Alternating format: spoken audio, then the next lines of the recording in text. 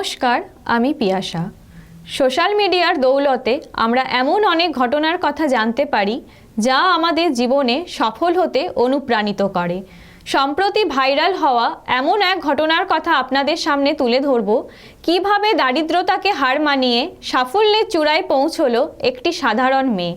দেখে নেব বিস্তারিত। হুগলির দাঁতপুরের প্রত্যন্ত গ্রামের মেয়ে আসমা তারা খাতুন।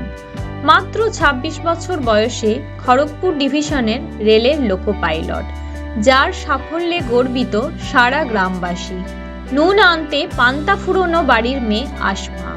ছোট থেকেই মেধাবী পড়ুয়া আসমা রসুলপুর প্রাইমারি স্কুল থেকে প্রাথমিকের পড়াশোনা করার পর মহেশ্বরপুর হাই স্কুল থেকে মাধ্যমিক পাশ করে ধনিয়াখালী মহামায়া উচ্চ বিদ্যালয় থেকে উচ্চ মাধ্যমিক পাশ করেন।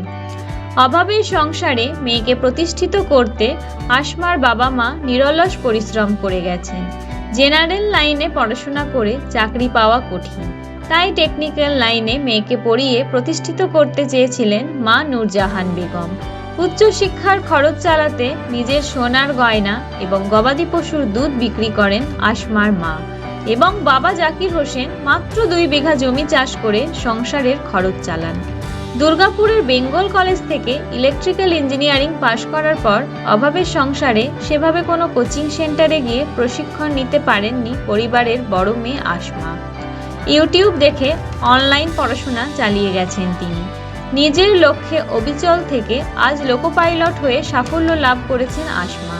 তার এই অদম্য জেদ ও ইচ্ছাশক্তির কাছে হার মেনেছে দারিদ্রতা। আসমার এই সাফল্যের গল্প অনেক মানুষকে জীবনে এগিয়ে চলার পথে সাহায্য করবে।